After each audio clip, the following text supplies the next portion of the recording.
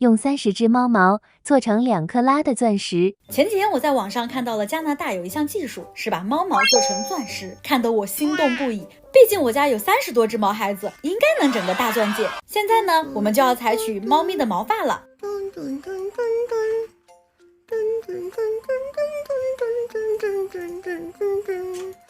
再来加上自己的一小撮头发，采集完毕就要寄去加拿大了。这是可以选择的钻石款式，你们猜我选了哪一款？